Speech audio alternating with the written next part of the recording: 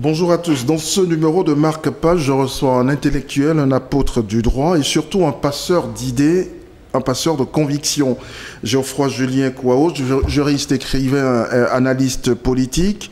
Je le reçois donc pour son dernier livre, Le Premier ministre, un prince nu, repenser la nature du régime politique ivoirien. Bonjour Geoffroy Julien et merci d'avoir accepté notre invitation. Merci beaucoup. Alors, vous écrivez à la page 25 de votre livre, je vous cite, à l'observation, le Premier ministre au sein de l'exécutif est une autorité sans réel pouvoir, dépendante et subordonnée au président de la République. Mais comment peut-il en être autrement, quand on sait que ce n'est pas lui qui est élu, que c'est le président de la République qui est élu par le peuple souverain? Oui, vous avez totalement raison de souligner ce fait. Tout ça montre un peu l'anomalie que constitue la primature dans notre arsenal institutionnel. Vous savez que la Côte d'Ivoire a un régime présidentiel.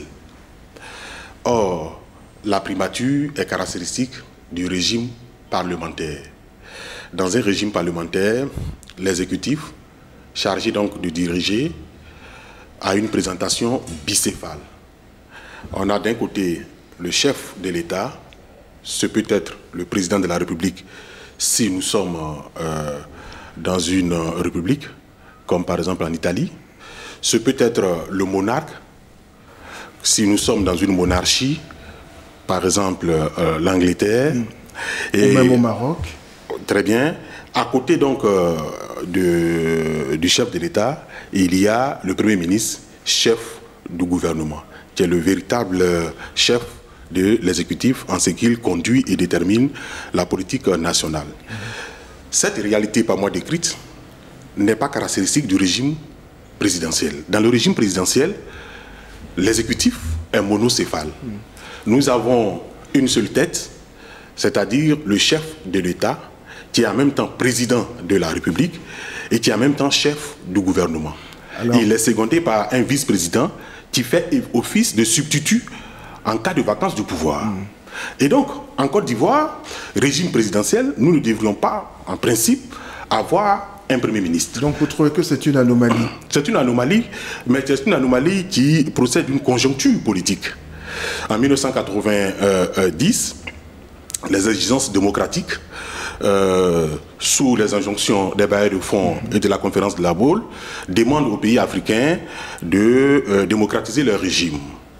Le problème, c'est qu'on ne pouvait pas remplacer facilement Houphouët-Boigny, Yadema, Omar Bongo, Mobutu Sese Seko, etc., parce qu'au-delà de leur gouvernance économique à relativiser, ils avaient su maintenir la paix.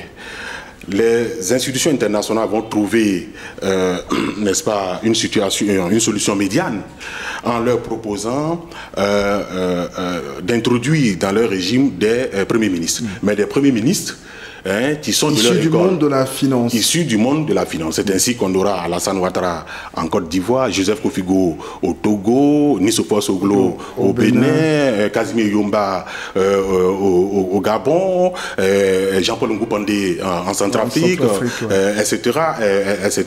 Et donc cette anomalie devait être corrigée plus tard. Malheureusement, ce n'a pas été le cas.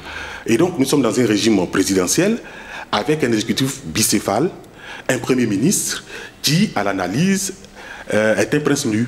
Parce que, au niveau de son statut, il dépend du président de la République, et au niveau de ses attributions, il n'en a pas du tout au niveau politique, sinon que seulement des attributions purement administratives qui consistent à animer et coordonner l'action gouvernementale. Alors, mais l'histoire politique, l'histoire du poste de Premier ministre en Côte d'Ivoire a quand même plus ou moins évolué depuis 1990. Aujourd'hui, le Premier ministre est quand même le chef du gouvernement.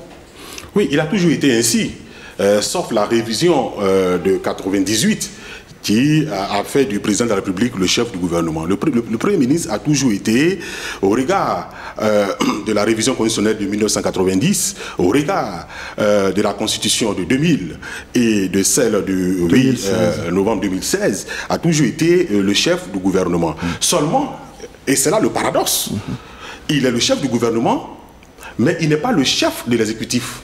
Il ne conduit pas et ne détermine pas la politique intérieure et internationale. En ce sens que dans ces dispositions pertinentes, la Constitution dispose que le président de la République est le détenteur exclusif du pouvoir exécutif. Que le président de la République est le seul à déterminer et à conduire la politique nationale. Il n'y a donc plus de place pour quelqu'un d'autre, pour une autre institution.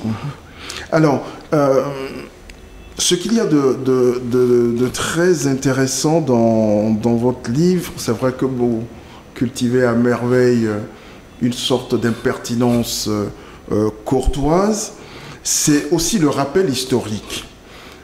La Côte d'Ivoire est en crise. Il y a eu Linas Markoussi qui impose à Laurent Gbagbo de nommer un Premier ministre issu du rang, je vais dire, de la grande famille de l'opposition. Après, il y aura les différents accords politiques, de Markoussi à Pretoria en passant par Accra. Et une autre situation, c'est une sorte de gouvernance imposée par l'ONU à travers les résolutions 1733, 1633, 1721. Oui. Donc, on sera dans une nouvelle forme de collaboration entre le Premier ministre, un Premier ministre nommé à contre-cœur par un président de la République, pratiquement, je vais dire, rejeté par la communauté internationale. Le comité national. Pardon, voilà. Alors, tout cela a compliqué la nature même du poste de Premier ministre. Oui, vous avez raison de faire ce rappel historique. En fait, l'accord de Linas Markoussi voulait corriger l'anomalie constitutionnelle que constituait la primature. Et finalement, avec l'accord de Markoussi, on allait doucement vers le régime parlementaire, en confiant l'entièreté du pouvoir exécutif entre les mains du Premier ministre. Mais à la différence que ce Premier ministre voilà, n'était pas nommé. Non, ici, il était nommé par le groupe de travail international, c'est-à-dire par la communauté internationale et non pas par le président de la République. C'est ce qui a créé le conflit. C'est ce qui a posé problème. Mais seulement, l'effectivité du pouvoir a été entre les mains du Premier ministre. Il n'a pas su en user et on est arrivé, n'est-ce pas, à sa destitution. Je pense que cet épisode, pas trop intéressant, devrait quand même nous interpeller pour aller dans le sens d'une réforme de notre régime politique, c'est-à-dire donner la plénitude du pouvoir exécutif au Premier ministre. Alors, et il y a eu 2006, novembre 2006, Charles Konan-Banny, en pleine affaire des déchets toxiques, qui remet sa démission à Laurent Gbagbo, alors que il a été en fait nommé par cette communauté internationale-là. Et donc les choses vont changer. Évidemment. Et Laurent Gbagbo va récupérer rien que ce geste pour en faire un véritable instrument de destruction de tous ces accords-là. Oui, parce que tout simplement, Monsieur le Premier ministre d'alors avait commis une faute. Le nommé rend compte au nommant. Il a été nommé par la communauté internationale. Donc, il était responsable devant la communauté internationale et non devant le président de la République. En remettant sa démission entre les mains du président de la République, il reconnaissait de facto et même de jure n'est-ce pas, l'autorité du président de la République en tant que celui qui pouvait le démettre. Qui pouvait le démettre. Et c'est ce qu'a fait le président de la République. Mais n'oublions pas que nous étions dans une période de crise. Dans une période de crise qui pouvait justifier ces agissements. Cela ne pourrait remettre en cause la pertinence du régime parlementaire. C'est-à-dire du fait que le Premier ministre ait l'effectivité du pouvoir dans l'exercice de ses prérogatives. Regardez bien.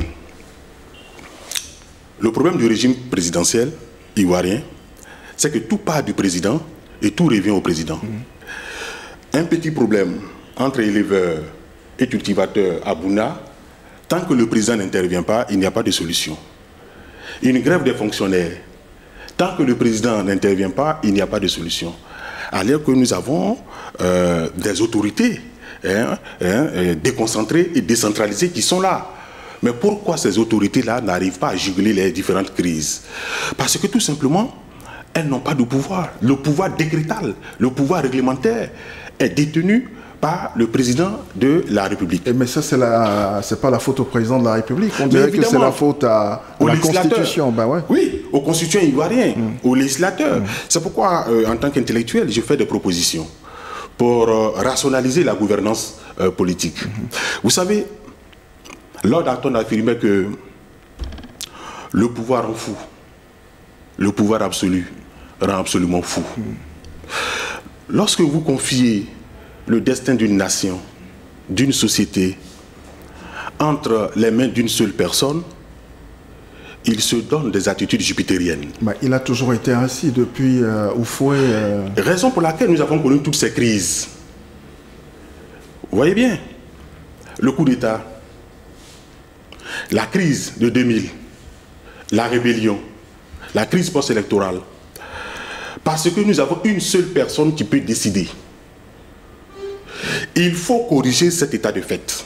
Et il faut distribuer le pouvoir politique en Côte d'Ivoire en plusieurs mains, en donnant au Premier ministre et au Parlement de véritables prérogatives, de véritables pouvoirs, de véritables compétences. Alors, est-ce que cet état de fait que vous décriviez, est-ce que ce régime présidentiel-là n'est tout de même pas en conformité avec notre façon traditionnelle de gérer le pouvoir? Est-ce que c'est pas beaucoup, est-ce que ça ne nous ressemble pas plus culturellement qu'ailleurs?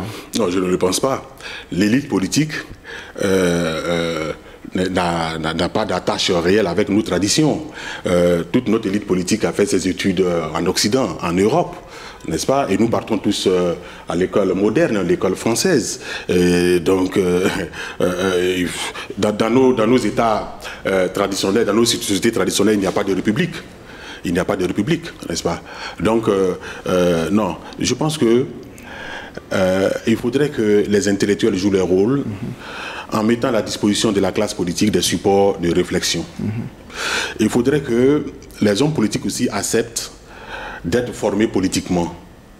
Le problème, ce n'est pas notre tradition. Le problème, c'est la formation politique, intellectuelle et morale des acteurs politiques. Alors, vous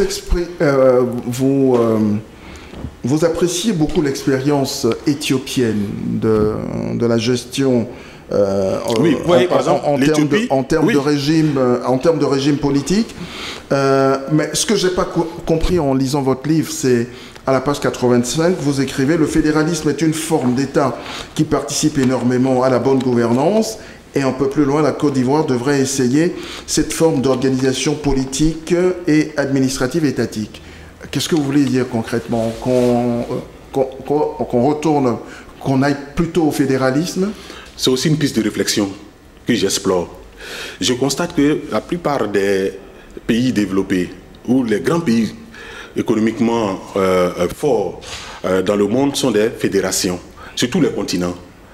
Sur le continent américain, l'Amérique, le Canada, le Brésil sont des fédérations.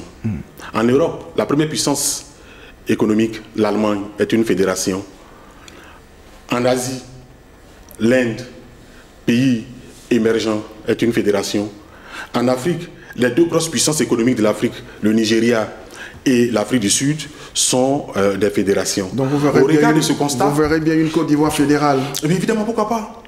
Ça permet de décongestionner la gestion du pouvoir et de permettre le développement local et d'éviter aussi le culte de la personnalité. Vous voyez, lorsque par exemple on aura 10 régions autonomes en Côte d'Ivoire avec des gouverneurs locaux, le président de la République sera moins visible. Le culte de la personnalité reculera. Vous comprenez? Et ça permettra aux populations locales de s'auto-gérer avec des dispositions juridiques, institutionnelles plus fortes. Vous voyez? Un exemple. On prend la région d'Abangourou. Comprenez? La région d'Abangourou a son gouverneur, a son gouvernement, a son parlement, a sa justice, etc., etc. Autonome. L'État de Côte d'Ivoire a aussi les mêmes institutions. Par exemple, nous enseignons la langue de la Côte d'Ivoire officielle, c'est le français. Mais à Abangourou, on peut enseigner la NI à l'école. La NI peut être, n'est-ce pas, la langue de travail. Vous voyez? Donc, ce sont des pistes de réflexion qui permettent de mieux, n'est-ce pas, développer nos régions. Dans tous les cas de figure, nous restons dans le cadre théorique. Mais il y a des pistes de réflexion. L'État unitaire décentralisé qui est le nôtre actuellement me paraît lourd et met toujours au centre de l'action le président de la République. Vous voyez, toutes ces maladresses politiques auxquelles nous assistons, c'est parce que le président est trop fort. Il est fort, mais c'est pas parce que lui-même le veut, mais parce que les dispositions légales, constitutionnelles lui donnent ses pouvoirs. Vous comprenez? Et il n'y a pas de contre-pouvoir.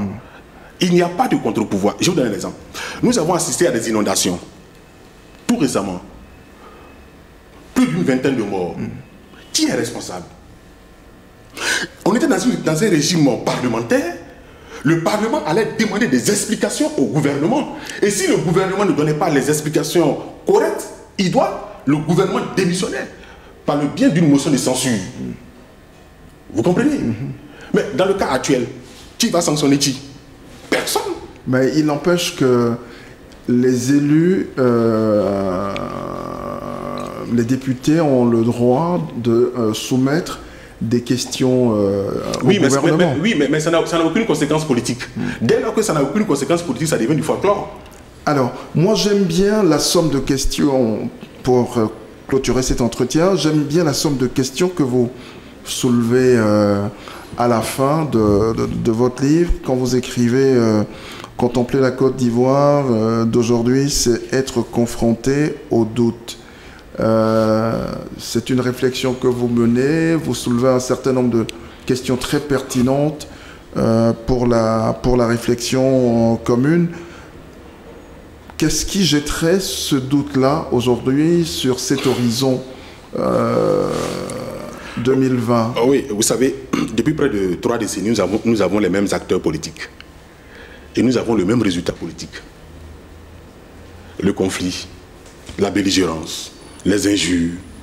Mais parce que nous avons la même classe politique et parce que notre système politique ne permet pas de changer la classe politique. Est-ce que ce n'est pas parce qu'aussi nous avons une société civile qui ne se montre pas encore à la hauteur? Non, la société civile existe. Mais encore faudrait-il que la société civile ait des espaces d'expression.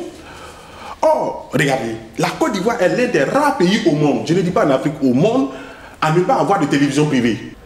Et autre chose, vous faites bien de faire la remarque, c'est que notre débat politique est extrêmement pauvre. Vous voyez, les questions de partis unifiés, les questions de ceci, de qui a dit cela. Non, les véritables enjeux, c'est quel est le problème de l'emploi des jeunes? Que disent les partis politiques? Et ça, quel est leur projet? Et ça, c'est pas le président de la République qui empêche les intellectuels de s'approprier ce genre de débat. Non, on le fait, mais parce qu'il n'y a pas d'espace d'expression. Vous m'invitez aujourd'hui. La presse écrite me fait l'amitié de m'inviter. Mais la télévision ivoirienne ne m'a jamais invité, par exemple. Ça va venir peut-être aussi. Non, je ne suis même pas demandeur. Mais c'est pour vous montrer c'est pour vous dire qu'il n'y a pas d'espace d'expression et cela ne bonifie pas notre démocratie. Et j'aimerais terminer pour dire que nous devons aller vers des réformes politiques en corrigeant d'abord la nature de notre régime politique. en dépérissant les pouvoirs du président de la République, en lui donnant un pouvoir purement honorifique et arbitral. Confier l'entièreté du pouvoir entre les mains du Parlement, qui va désigner un gouvernement à la tête duquel sera le Premier ministre. Le Premier ministre est responsable devant le Parlement. Le Parlement peut démettre à tout moment le Premier ministre si le Premier ministre n'agit pas conformément au bien-être des populations. De même que l'exécutif peut démettre, peut dissoudre le Parlement. C'est le principe de la responsabilité politique qui permet aux acteurs politiques d'être positifs dans leur action. Merci Geoffroy Julien Kouao, merci d'avoir accepté notre invitation. Je rappelle le titre de votre dernier livre, Le Premier ministre, un prince nu, repenser la nature du régime politique ivoirien. Merci et à bientôt. Merci beaucoup.